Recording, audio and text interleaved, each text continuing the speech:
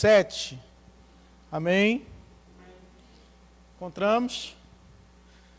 Glória a Deus. Eu estou esperando. Deus é fiel. 1 Coríntios 3, 6 e 7. Diz assim a palavra do Senhor. Eu plantei, Apolo regou, mas o crescimento veio de Deus. De modo que nem o que planta é alguma coisa, nem o que rega, mas Deus que dá o crescimento. Amém? Glória a Deus. O Senhor está aqui, o Senhor tem liberdade no nosso meio, que o Espírito Santo tenha liberdade também para ministrar aos nossos corações essa palavra. Amém?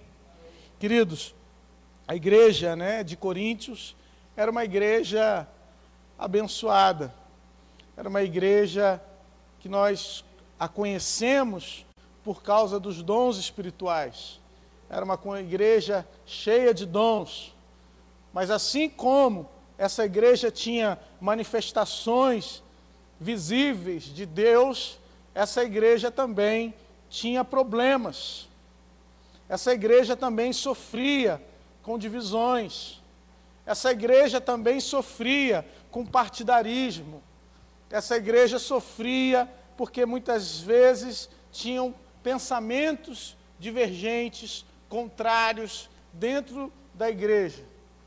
Pessoas que se identificavam com uma visão e que seguiam essa visão e que muitas vezes se opunha umas às outras, se colocava contra umas às outras por ter sido talvez evangelizado por um, cuidado por outro. Então, Paulo, quando escreve aos Coríntios, ele se levanta e diz, olha, eu plantei, Apolo regou, mas o crescimento veio de Deus. Deus, e a igreja, ela, aos olhos de Deus, é tão importante, o cuidado que Deus tem com a sua igreja é tão maravilhoso, é tão importante, que a Bíblia, quando vai falar a respeito de relacionamento entre marido e mulher, a Bíblia vai dizer que o marido deve amar a sua esposa como Cristo amou a sua igreja. De que maneira é essa, pastor, que Cristo amou a sua igreja? Dando a sua vida por ela. Esse é o amor que você tem que ter por essa mulher que está do seu lado. Não adianta rir para mim, irmão. Ele te ama desse jeito. É dessa maneira. Se atirarem você, ele vai se colocar na frente da bala. Aleluia. Glória a Deus, porque ele te ama. E queridos, Deus amou tanto você, que Ele fez isso por você. Ele fez isso por nós.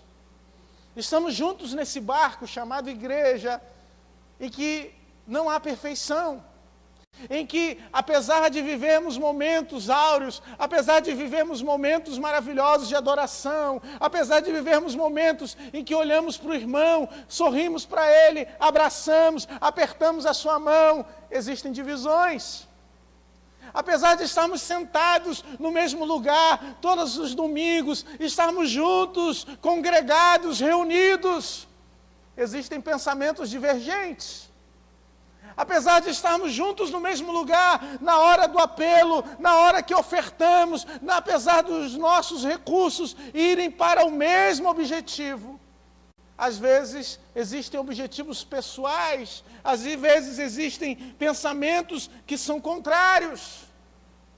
Paulo então vem nos alertar, queridos, nos mostrar qual é o segredo para o nosso crescimento, porque o crescimento da igreja é o nosso crescimento, porque eu sou a igreja.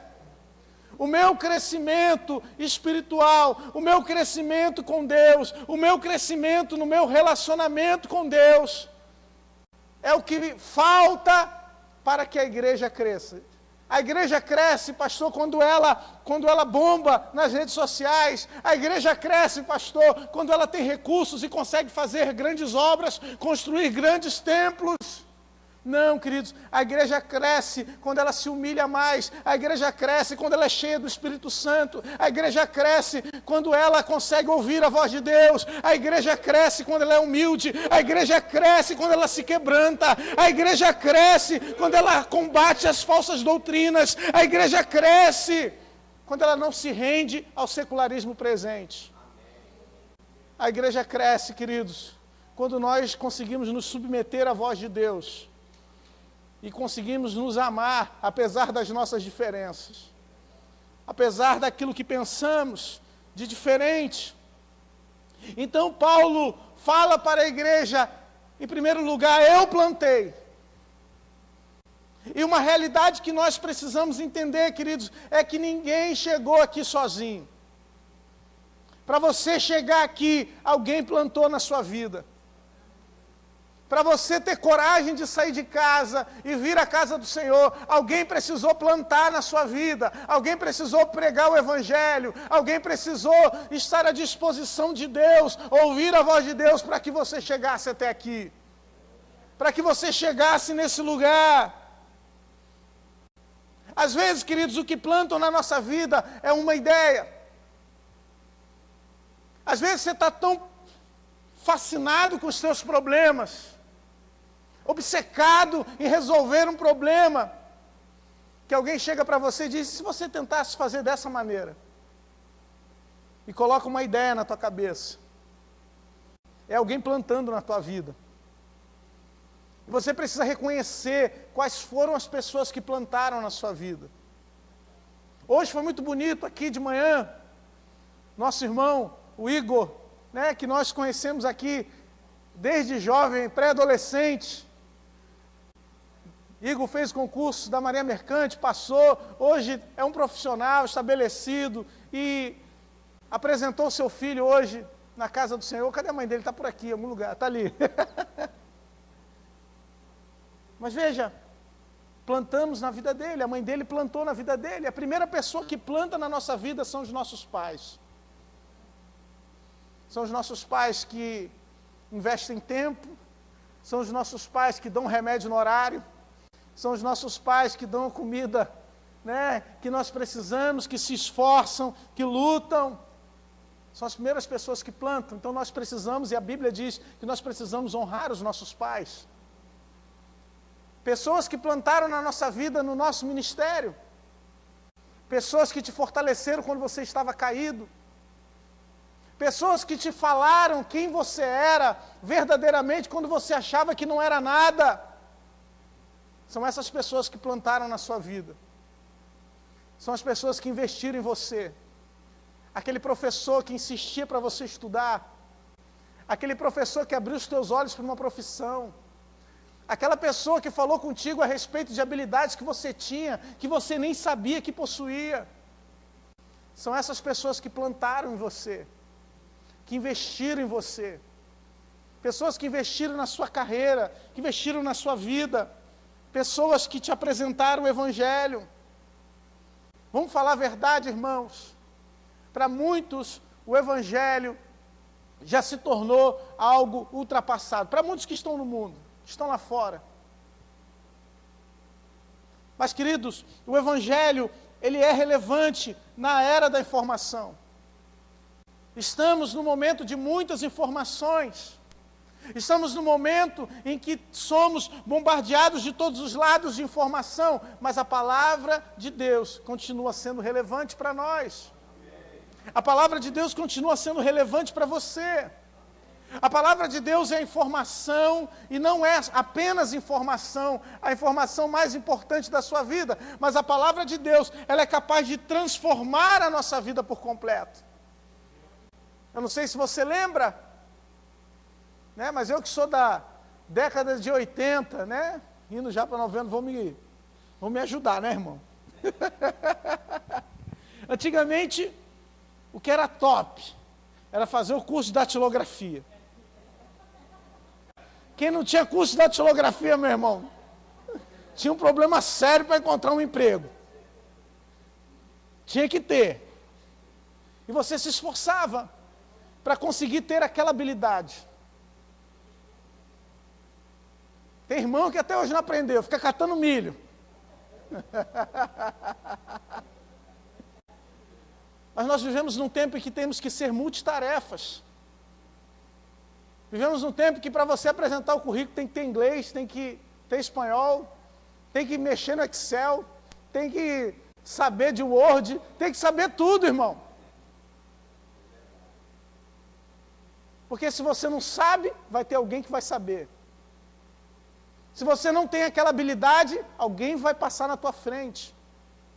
Alguém vai ter essa habilidade.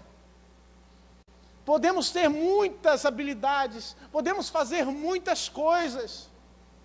A igreja pode ter um grande alcance, a igreja pode ter diversos braços e fazer muitas ações sociais boas. Mas se nós não tivermos Cristo como centro da nossa vida, e essa é a mensagem importante que nós precisamos passar, que apesar de fazermos muitas coisas, apesar de termos muitas habilidades, apesar de termos muitos cursos, apesar de termos que ter mestrado, doutorado, pós-doutorado, podemos servir a Cristo. Devemos amar a Cristo acima de todas as coisas. Eu tenho certeza que você se esforça para que os teus filhos alcancem o melhor. E não podemos abrir mão disso. Temos que lutar para que os nossos filhos se coloquem profissionalmente, tenham o seu lugar. Mas também temos que lutar para que eles tenham um encontro com Jesus. Porque a nossa responsabilidade como pais, irmãos, é apenas apresentar a Cristo. A nossa responsabilidade como pais é apenas plantar, é apenas educar no caminho. Se depois o teu filho se desviar, se depois o teu filho resolver ir por outro caminho, é com ele Deus. A tua parte você já fez. Por isso, se você investiu na vida do teu filho, se você falou de Jesus para ele, fique em paz. Porque quem está tratando dele é Deus. Quem está cuidando dele é Deus. Quem está resolvendo esse problema para você agora é Deus. Porque você fez a sua parte em Deus. Você apresentou o caminho, você educou no caminho, você trouxe para a igreja, você falou de Jesus, você demonstrou através da tua vida, você fez a sua parte. Você plantou. Você investiu, você ora por ele, você ora por ela. Então acalma o teu coração. Amém? Porque as coisas acontecem no tempo certo. É no tempo de Deus. Aleluia. Glória a Deus. Então nós como igreja, irmãos, nesse tempo, precisamos plantar. Precisamos perceber as oportunidades que Deus nos dá para plantar. Porque se não houver plantio, não tem crescimento. Se não houver quem plante, se não houver quem pregue, como ouvirão? Se não houver quem fale do amor de Jesus, se não houver quem abra a boca para falar da graça de Deus, a ferramenta mais poderosa que você tem, meu irmão. Sim, falamos com o nosso exemplo. Mas a ferramenta que Deus te deu é a palavra. A única coisa que você tem é a palavra. É por isso, que Satanás tenta te calar. É por isso que tentam calar a igreja. Tentam descredibilizar a sua palavra. Porque é a arma que você tem. É a arma, ou vamos dizer, a única arma que você dispõe. Apesar de falarmos, de ministrarmos de outras formas, a palavra é por ela que nós encontramos Cristo. É por meio da palavra que nós pregamos, é por meio daquilo que você fala, que você compartilha, que você planta na vida de alguém. E talvez, como já foi falado aqui, você não precise abrir a Bíblia. Você pode falar de amor, você pode falar de bondade, você pode falar de Cristo revelado por meio de uma história. Para cada um de nós, Deus deu um dom de pregar a palavra. Uns pregam com canções, uns pregam com ações, uns pregam corações. Para cada um, Deus concedeu uma habilidade. Deus concedeu uma habilidade para você plantar. Talvez você esteja passando por momentos difíceis na vida e vencendo esses momentos. Essa vitória que Deus te dá é a oportunidade que Deus coloca nas tuas mãos para você pregar a palavra e plantar na vida de alguém. Porque você vai encontrar pessoas que estão passando pelo deserto, vocês vão encontrar pessoas que estão perdidas, nós vamos encontrar pessoas que estão desesperadas.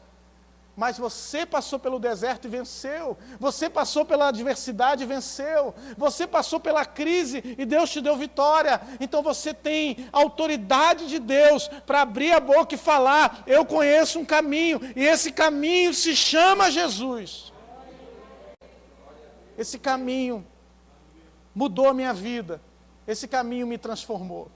Mas Paulo não fica por aí. Paulo diz que existem pessoas que não apenas plantam, existem pessoas que regam.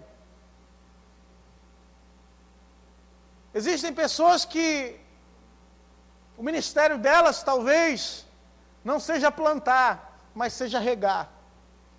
E o que é regar, pastor? Regar é estar junto. Regar é fazer uma coisa todo dia. Precisa ter constância para regar. Regar tem que ter uma rotina. Regar tem que estar presente. Talvez quem plante apenas colocou a ideia na tua cabeça, mas quem rega é quem está junto com você na batalha. Quem rega é quem vê o teu dia a dia.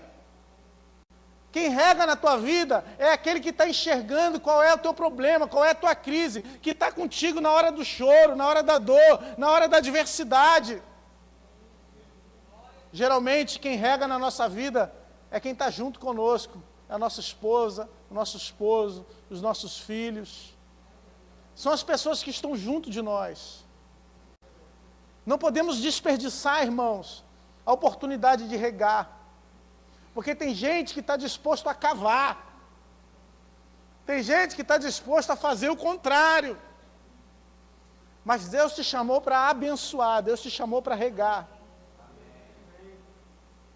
Deus te chamou para se esforçar, para trazer ânimo, para não murmurar, para não ficar reclamando, para não olhar apenas os defeitos. Quem está disposto a regar, irmão, olha para a planta, olha para aquela árvore que está crescendo e apesar dela estar mirrada, ele tem esperança de que amanhã ela vai estar diferente, de que amanhã algo novo vai acontecer. De que amanhã Deus pode fazer um milagre. Por isso, não desista de regar na vida das pessoas. Não desista de estar presente. Não desista de investir no reino de Deus dia a dia. Continue se esforçando. Continue trabalhando. Continue fazendo a sua parte. Continue acordando e orando, continue clamando, porque a vitória vem, porque Deus vai fazer o milagre, porque algo de novo vai acontecer.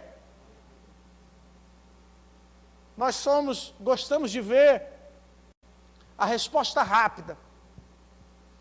E é bom, quando a gente ora e Deus responde na hora. A gente ora para o paralítico e o paralítico anda. Oh, aleluia! Glória a Deus! Mas às vezes a gente tem que orar, estar junto, ajudar, até o milagre acontecer. Às vezes a gente precisa fazer como Jesus, colocar barro, lama, lodo nos olhos do cego e pedir para que ele se lave, para que o milagre aconteça. Às vezes nós precisamos fazer como Naamã, mandar ele se lavar no rio 7 vezes, para que o milagre aconteça. Às vezes, queridos, o milagre não acontece no nosso tempo, nós precisamos então estar juntos presentes enquanto o milagre está acontecendo. Aleluia. Aleluia. Tem milagres acontecendo na tua vida agora. Tem milagres acontecendo na vida de pessoas agora. Que você ama, que você ora, que você respeita, que você luta. Tem milagres acontecendo agora. E Deus está te dando o privilégio de estar presente na hora que o milagre está acontecendo. Quem planta às vezes não vê o milagre. Quem planta às vezes só coloca a ideia lá e vai embora. Quem planta às vezes apenas colocou o evangelho e foi embora. Mas quem está junto de você na batalha consegue ver o milagre acontecendo. E é por isso que eu amo ser pastor, irmãos. Porque ser pastor me dá a oportunidade de ver o milagre acontecendo. De ver pessoas sendo transformadas. De ver pessoas sendo mudadas. De ver pessoas chegando de uma forma e saindo de outra. De ver pessoas com o passar do tempo mudando, às vezes, a sua mente, o seu coração em favor de Cristo. Precisamos regar. Sermos constantes. Lutarmos pelo reino de Deus.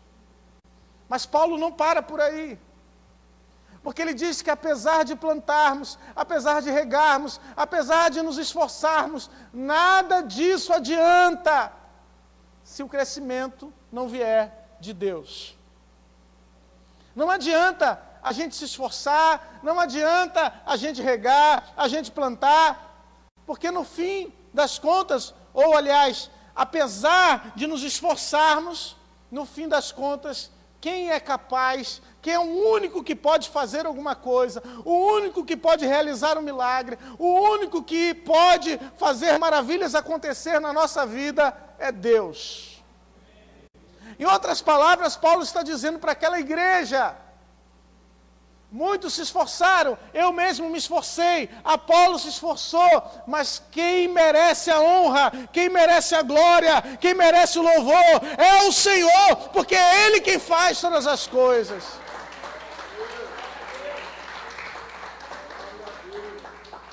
Quem merece todo o crédito é Deus. O crédito é para Ele. Somos apenas instrumentos de Deus.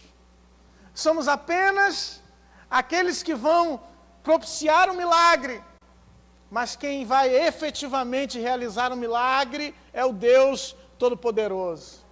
Meu irmão, você pode colocar a semente, você pode regar e o terreno pode ser muito bom.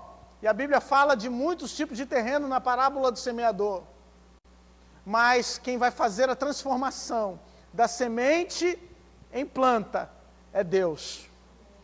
É um milagre, é uma transformação que nós não conseguimos ver, está lá dentro da terra. Nós não conseguimos enxergar, mas Deus está vendo a transformação que acontece no coração de cada um de nós. Deus está vendo a transformação que está ocorrendo no coração do teu filho agora. Deus está vendo a transformação que está acontecendo no coração da tua filha, que está acontecendo no coração da tua mãe, da tua avó, dos teus familiares, dos teus amigos. Deus está vendo essa transformação. É por isso que nós não podemos desistir. Porque nós não somos responsáveis pelo milagre. É Deus quem vai fazer o milagre. É por isso que nós precisamos continuar investindo. É por isso que precisamos continuar gastando ou investindo o nosso tempo. Porque Deus está fazendo milagre que nós não estamos vendo. Está realizando maravilhas que os nossos olhos naturais não conseguem enxergar, não conseguem ver. Precisamos então permanecer fiéis. No verso 7, a palavra diz que de modo que nem o que planta é alguma coisa, nem o que rega, mas Deus que dá o crescimento. Ele quem é, irmãos? A glória é para Ele. Nós somos gratos às pessoas que plantaram na nossa vida. Eu agradeço a Deus aqueles que regaram, aqueles que me abençoaram. Mas a transformação só foi possível porque Deus está presente. Porque Deus está contigo. porque Ele está com você, porque Ele está te abençoando. É por isso que nós estamos reunidos aqui hoje. Porque o único que é capaz de fazer uma transformação no nosso coração, na situação que estamos vivendo, nos problemas que estamos enfrentando, na saúde que está deficiente, na nossa conta bancária que está com problemas, é Deus. Ele faz e muda todas as coisas, mas essa transformação começa no nosso coração. Começa na nossa vida, começa quando nós nos arrependemos, quando nós nos colocamos diante da sua presença, quando reconhecemos que precisamos dessa transformação. E quando isso acontece, irmãos, quando essa mudança acontece, quando essa transformação acontece, não somos, não podemos ser ou tratar isso como se fosse um mérito ou algo que nós alcançamos. Não alcançamos sozinhos. Se alcançamos algo, foi porque pessoas nos ajudaram. Se estamos aqui hoje, foi porque pessoas investiram em nós. Se recebemos uma vitória, foi porque irmãos estiveram conosco. E no final, tudo isso só foi possível, esses irmãos estarem conosco, esses irmãos investirem em nós, porque Deus estava presente para multiplicar. Deus estava presente para fazer um milagre que o homem não pode fazer. E eu queria que você colocasse isso diante de Deus. Qual o milagre na sua vida que homem nenhum pode fazer? Porque alguém pode te emprestar um dinheiro se você precisar. Alguém pode reparar alguma coisa na sua casa se você precisar. Alguém pode remover a pedra. Mas ressuscitar, só Deus pode fazer. Alguém pode fazer coisas para você. Alguém pode pregar a palavra para você. Alguém pode, cozinhar, fazer alguma coisa que te dê algum benefício. Mas fazer o milagre, o cego enxergar, o coxo andar, fazer a transformação de vida que só Deus pode fazer, é com Ele. É o trabalho sobrenatural de Deus na nossa vida. E esse trabalho de Deus, irmãos, ainda está disponível para a igreja. Deus não se esqueceu da sua igreja.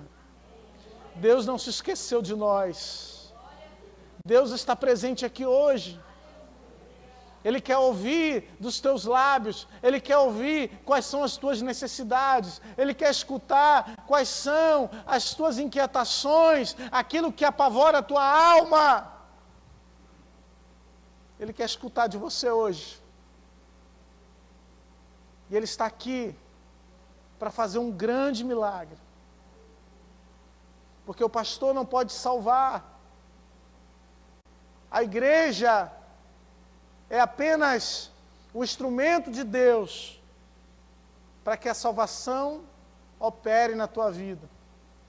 E uma vez salvo, irmãos, e uma vez alcançados por Deus, nós temos a responsabilidade de plantar e regar, plantar e regar. Ainda que estivermos cansados, precisamos plantar e regar na vida de pessoas, na vida de amados. Talvez o teu chamado, querido, querida, já estou encerrando, não seja para plantar e regar para os da tua casa. Contraditório isso, pastor? Não. Porque às vezes quem está dentro da nossa casa não escuta a nossa voz. Às vezes quem está dentro de casa não escuta a pregação da mãe, não escuta a pregação do pai, mas escuta a pregação de quem está lá fora. Às vezes você está aqui dentro, você está nesse país, você está no Brasil, e talvez aqui a porta não se abra para você pregar, mas Deus pode abrir uma porta lá fora para você. Quando a Bíblia diz que nós devemos ser testemunhas, tanto em Jerusalém, Samaria, Judéia e até nos confins da terra, a Bíblia não está dizendo que devemos pregar em estágios. Que devemos pregar primeiro na nossa casa, depois a gente prega no nosso bairro, depois a gente prega na nossa cidade, depois a gente prega no Rio de Janeiro, no estado, depois a gente vai aumentando, prega no Sudeste. Não, isso acontece ao mesmo tempo. Ao mesmo tempo que um prega em casa, outro está pregando fora do país. Enquanto um prega aqui no Rio de Janeiro, outro está pregando lá em São Paulo. Isso acontece ao mesmo tempo. Essa missão da igreja, esse cuidado que a igreja precisa ter, acontece ou está acontecendo agora. Enquanto nós estamos ouvindo a palavra aqui, existem irmãos pregando a palavra fora do país. Existem irmão pregando a palavra nas cadeias. Existem irmãos visitando os hospitais. Existem igrejas abertas nas comunidades, nas favelas. Existem igrejas abertas em lugares que nós não imaginamos. Por isso que esse trabalho está sendo feito nesse momento, ao mesmo tempo e em todo lugar. Nós então precisamos estar atentos para qual lugar Deus quer nos levar. Qual deve ser o lugar em que eu devo pregar? Qual é o lugar em que as pessoas ouvirão a minha voz? Escutarão a mensagem de Deus, a mensagem que Deus colocou no meu coração. E a maneira como eu devo entregar essa mensagem. E é por isso que servir a Deus é maravilhoso, irmãos. Porque Deus pode usar aquele que fala, Deus pode usar alguém que talvez não tenha o braço, talvez Deus possa usar alguém que sequer tem língua para falar. Mas se estiver cheio do Espírito Santo, Deus capacita, Deus usa. Nós estamos aqui para isso, irmãos. Para nos enchermos da presença de Deus. Para sairmos daqui cheios de fé, cheios da certeza de que Deus nos capacitou para uma obra maravilhosa. Nós estamos reunidos aqui com esse propósito. Meu propósito aqui nessa noite não é afagar você, talvez te consolar de alguma coisa que você tenha sofrido essa semana, talvez massagear o seu ego e dizer que você é tão lindo, tão bonito, que você é tão santo. Não. Meu propósito aqui é dizer para você que você tem uma missão dada por Deus, que existe um propósito de Deus na sua vida, que existe algo grande de Deus para Ele realizar, e começa quando você aceita Cristo, começa quando você anda nos caminhos do Senhor. Se você já começou essa trajetória na sua vida, levanta a sua mão e começa a glorificar a Deus, porque Deus vai começar a te usar, Deus vai te usar no seu trabalho, Deus vai te usar nas ruas, Deus vai te usar nos hospitais, Deus vai te usar na tua família, Deus vai te usar onde você estiver, porque Ele fala com o seu povo, Ele fala com a sua igreja, Ele usa quem Ele quer, ainda que muitos digam que não, ainda que muitos te digam incapaz, existe um Deus que vela por você, existe um Deus que cuida de você, existe um Deus que te usa. Aleluia, Jesus. Aleluia, Senhor. Aleluia. Se coloque de pé, vamos agradecer a Deus. Vamos louvar ao Senhor.